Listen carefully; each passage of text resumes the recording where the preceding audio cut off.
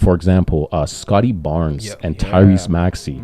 So let's go ahead and talk about Scottie Barnes at first. I know we were having a conversation earlier about that and his basketball IQ, but go ahead and elaborate. Durrell, and then P, we'll move on to you. Yeah, Scottie Barnes, I've been thoroughly impressed with his outing so far this season. Right. So right now, I believe he's averaging 20 points, 10 rebounds, and approximately 6 assists.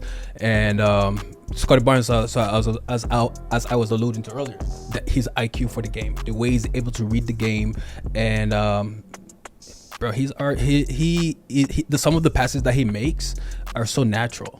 Right, most players don't have a feel for the game that Scottie does. Right, so especially on a fast break, being able to throw a no look pass to Siakam or OG, so it's he has that natural point guard feel to the game. Plus his size, his build. He's about 6'9", 6'10", about 240. So there was a play just last week against Milwaukee.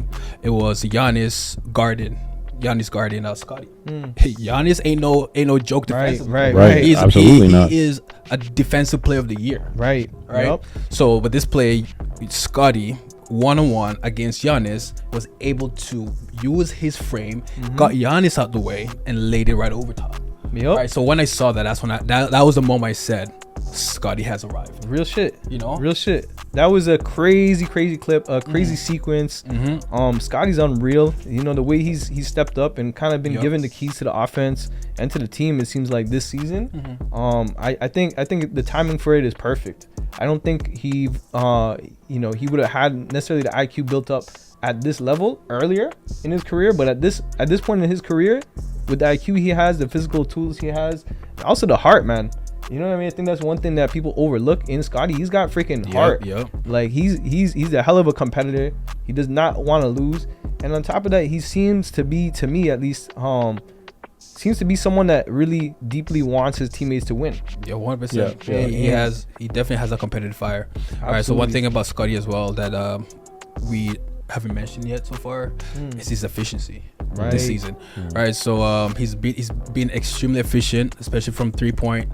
I believe as of right now, obviously the percentages small sample size. Right, so right now he's over 50% from downtown, over 50% from the field. Right, so those are promising signs. Right, especially for a player taking that for a player to make that jump in their third season.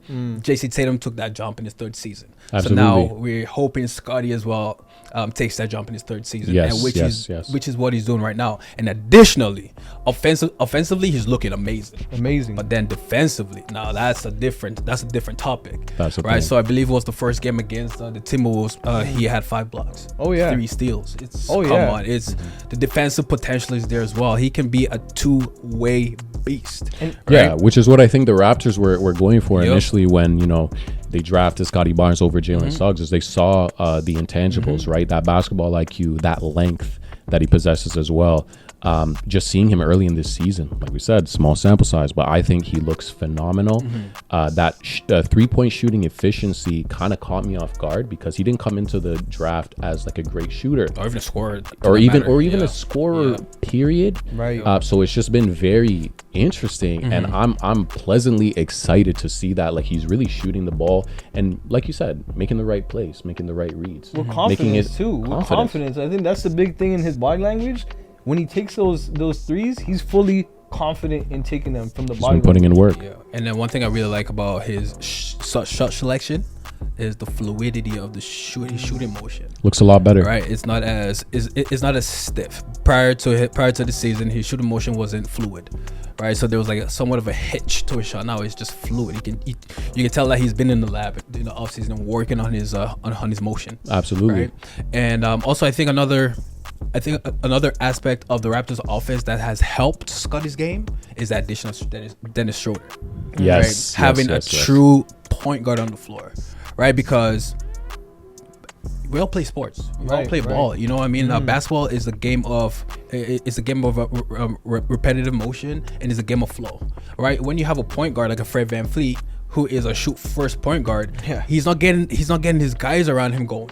Nope. Right, Schroeder is like he's getting his guys around him going. His Schroeder's pick and roll game is so beautiful, right? So being able to he has an amazing pick and roll game with Poto, has an amazing pick and roll game with Pascal, and also being able to find those open shooters, Absolutely. right? And as well as the ball movement in this Raptors offense, being able to set Scottie up for open jumpers. As you can see, some of the jumpers Scottie's taken, they're wide. He's wide open, right? Prior to this season, damn near most of the 3-point jumpers Scottie was taking, they were all contested, right? So in terms of the contested rate of his jump shots have decreased substantially, which has also improved his shooting percentage. Yeah, absolutely. So I was gonna say the Raptors have kind of had a little bit of a rough start. So do you think that like their record right now is indicative to what's to come? Are they going to continue to lose more games, or do you think we're going to be kind of a 500 team maybe, or have more of a winning percentage? I'll bring it over to you, P. What do you think about that?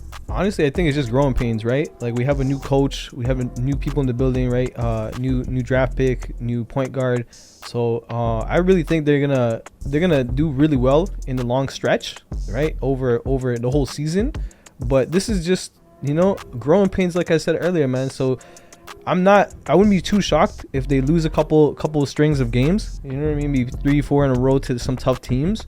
But definitely based on the performance that they had against the Bucks with Dame Very and convincing. with Giannis, and they held their own, and not only held their own, but they basically 20-pieced them. It shows strides that they really do have a lot of talent. I would love to see OG kind of step up a little bit more in terms of an offensive role and be a bit more assertive. I mean, this is something I've been hoping for like the last few years, right, out of him. However, even if he doesn't, he still kind of holds his own on defense. And maybe there'll be a couple other dudes. What I'm really liking as well is Gary Trent's development in terms of playmaking. We never really saw Gary Trent as much of a passer prior to this season, and it seems like already his relationship with Darko has buying in. And that's amazing. And on top of that, he's kind of an underrated defender. If we could see the same defense that he had the first year in the Raptors, this year again, going for the steals and kind of really taking defense very seriously as well as the playmaking, I think the Raptors honestly probably 6 seed. Six seed, okay. I like Six it. seed. Durrell, what do you got? Where do you have the Raptors standings at the end of the season? At the end of the season right now, so I'm just going based off the teams that I believe that will be ahead of the Raptors right now. Obviously, you got Milwaukee up there, you got Boston up there, Philly, potentially Knicks, Cavs, Atlanta. It might be a little tough. Atlanta does not scare me, as Pat Bev said. They got no dogs. But I think, especially for me, one thing I like about the Raptors is their defense. Right, so their defense is so stout. The only thing that's holding the Raptors back is their offense. I believe the Raptors defense can compete with any given team. Yeah, if there's any big point that I'd make about the Raptors that I don't love, it would probably be the offense. Right? The shooting seems to be an issue. Sometimes I do see them reverting back to that ISO ball, which scares me a little bit. But I think there's a lot of tools and a lot of players to work with for the future. So I'll probably have them somewhere, I want to say, probably 7 through 9, maybe 6 on a high. I like P's optimistic. You gotta love that.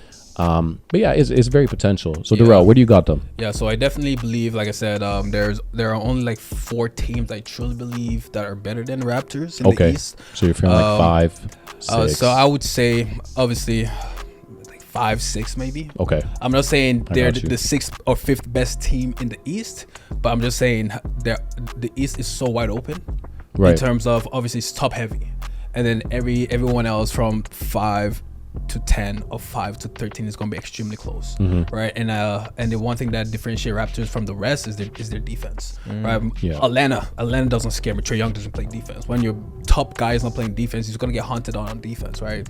Miami's amazing, but they're getting older. Kyle Lowry's not the same guy. Jimmy Butler's not the same cat. They lost a couple of pieces in the offseason, and then you think of Brooklyn Nets. They're young, they're still trying to figure it out, as well as you have the Chicago Bulls, look like they're blowing it up. What I mean? They're kind of a middle of the road exactly team. You have the Hornets. So the way I look at the Raptors, they're in a really good situation. but not the best situation as fans. We want them to be in the middle of the pack. Right. Once again, we're going to be in the middle of the pack, whereas that's no man's land, right? But I definitely do see them with having a really successful season in that aspect. Okay. You know, so I would Darko say at the helm. like 5-6 at least. 5-6.